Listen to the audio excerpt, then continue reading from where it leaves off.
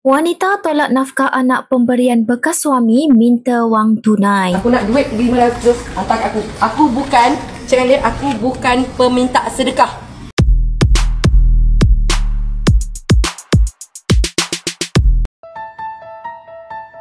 Seorang lelaki dikenali sebagai Bos Halim meluahkan rasa kesal selepas pemberian nafkah kepada anak-anaknya ditolak oleh bekas isterinya. Menurutnya, dia telah membelikan barangan keperluan bernilai hampir RM1,500 dan menghantar barangan tersebut ke rumah bekas isterinya. Namun pemberiannya itu ditolak dengan alasan pemberian itu merupakan sedekah dan sebaliknya meminta wang tunai sebagai ganti.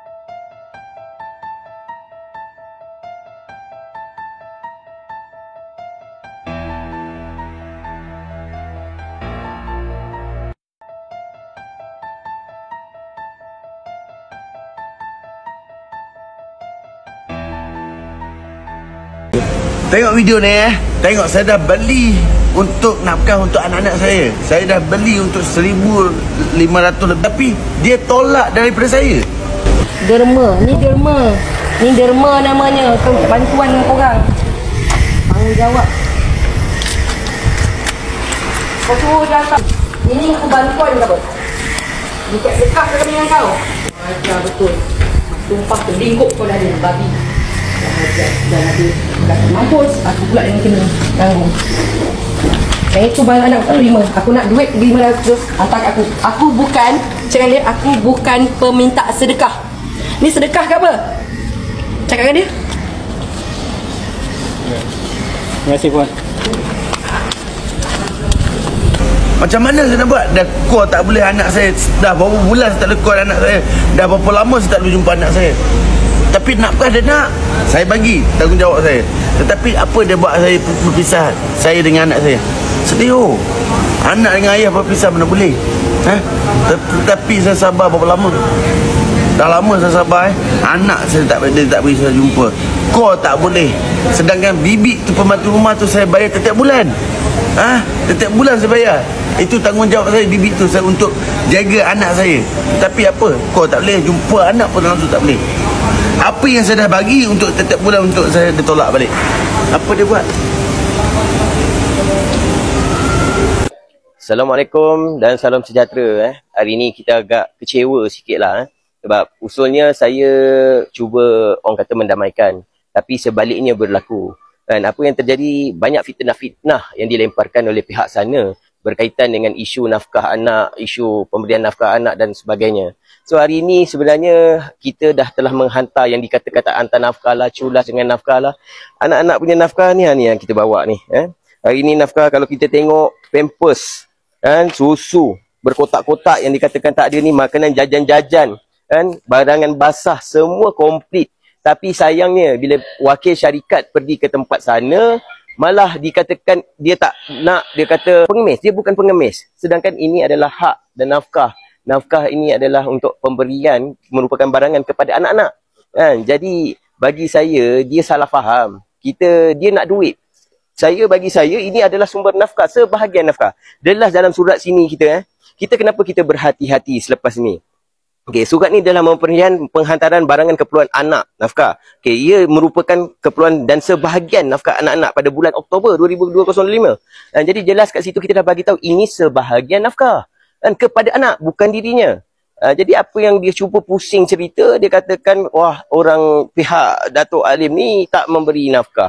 Jadi bagi saya tu sangat-sangat perkara yang tak baik lah, fitnah yang berlaku. Datuk hari ni Datuk dah beli semua dah, apa yang saya beli.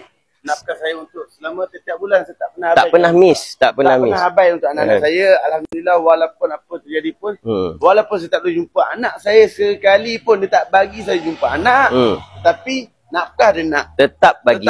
Tetap saya bagi nafkah. Bukan sikit, setiap bulan dia minta 5,000. Jadi 5,000 tu anak tu kecil 3 orang.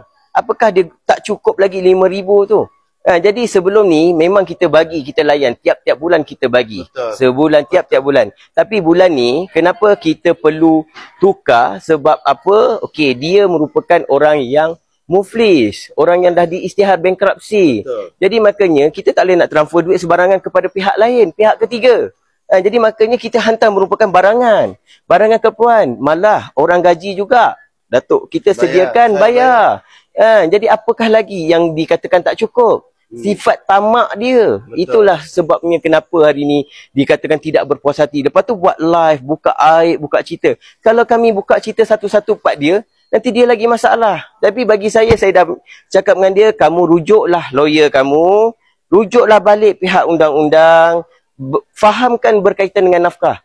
Nafkah ni bukan hanya sekadar duit, tapi juga keperluan asas. So apa yang Datuk buat adalah untuk memberi keperluan asas kepada anak-anaknya. Jadi Datuk, hari ni Datuk hantar tadi petang, tapi dia tak terima. Dia cakap dia bukan peminta sedekah. Dia nak duit. Subhanallah. Nampak? Kita beli makanan dan pampers untuk anak-anak. Dia untuk anak-anak. Untuk anak. Betul, untuk anak-anak, bukan untuk diri dia. Betul. Adakah salah seorang bapa, membelikan barang asas dan keperluan untuk anaknya sendiri? Adakah itu dikatakan sedekah? Tidak. Inilah dia katakan salah satu nafkah. Tapi dia tak faham, dia tak memahami perkara itu.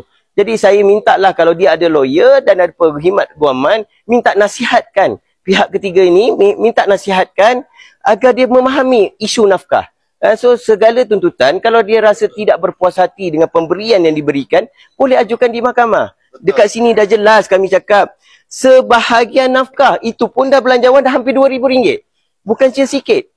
Nafkah, okay, kita boleh tunjuk resit, bukti pembelian ni kita boleh tunjuk. Kat sini dah jelas. RM229, RM105. Okey, kita buka lagi satu page. Dekat sini pun dah ada RM945. Dan juga tadi kita sediakan cash sebanyak RM1,500 untuk bayar pekerja. Apa lagi yang tak cukup? Jadi sifat tamak itulah yang menyebabkan fitnah-fitnah yang berlaku ke atas Datuk Halim. So saya rasa perlu diperbetulkanlah. Kepada yang followers dia yang tak tahu cerita, ambil tahu dululah.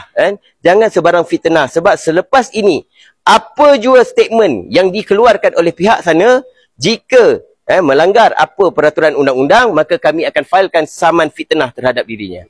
Ini saya memaklumkan daripada awal. Siapa yang terlibat membuat fitnah-fitnah terhadap klien saya, maka kita akan ambil saman fitnah terhadap dirinya. So Datuk, hari ni kita dah nampak, walaupun dia bagi balik Datuk, dia bagi balik, tak terima dengan apa yang kita bagi. Betul, saya juga dah menasihatkan dia, saya dah jelaskan dekat dia, kalau dia rasa okey, saya buka kasih voice ni, kasih orang dengar lah. Kat sini jelas saya cakap, saya bagi dia peluang. Sama ada dia balas atau tak balas, okey, saya bagi dia peluang. Okey, saya dengarkan kat sini. Voice ini adalah daripada dia. Okey, saya dekat. Saya bagi Puan peluang, Puan fikir masak-masak dan Puan ambil nasihat lawyer Puan. Kalau Puan rasa Puan apa tindakan emosi Puan tadi adalah satu kesalahan, saya minta orang hantar semula barangan anak-anak ni untuk anak-anak Puan. Dan itu adalah sumber asas untuk anak-anak. Yang mana daripada bapa dia, itu adalah sebahagian nafkah Puan.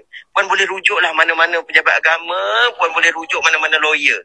Dan adakah salah seorang bapa menghantar keperluan untuk anak-anaknya? Ini bukan sedekah Puan.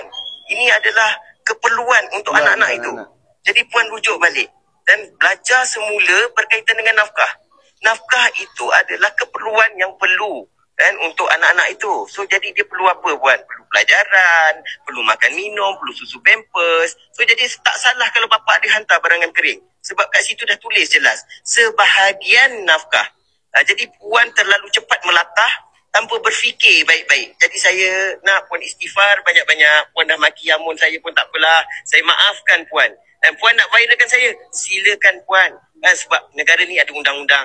Puan jangan tersilap langkah sudah. Saya viral, saya lebih suka Puan. Tapi Puan menantilah surat file saman saya terhadap Puan pula. Saya bagi tahu itu saja. Jadi rujuklah semula lawyer Puan. Belajar balik, fahamkan balik. Tanya dengan dia dan update saya semula apabila Puan dah rasa lega dengan emosi Puan. Terima kasih. Itu yang saya dah sampaikan kat dia. Kita tak nak, kalau boleh kita nak damai. Ni isu anak-anak. Kesian kat anak-anak tu. Salah ke dia terima barang-barang ini untuk anak-anak? Bukan untuk dirinya. Kenapa masih juga cerita nak duit? Duit kita boleh bagi. Tapi kita ada toleransi. Kalau dah saya punya klien, saya Datuk Halim tak dapat berjumpa dengan anak dia, mestilah dia pun rasa dia perlukan hak dia juga. So saya minta kerjasama daripada pihak dia, dan kita nak damai, kita damai cara baik. Buat apa kita gaduh-gaduh isu kesian anak-anak. Dan Datuk hanya minta dia nak hak menziarahi anak je. Kalau dah ziarah anak pun tak dibenarkan, tapi duit nak, barang tak nak duit nak, nampak kat situ jelas siapa yang betul, siapa yang salah. Itulah sikit banyak penyampaian saya. Saya nak betulkan fitnah-fitnah yang berlaku dekat luar sana.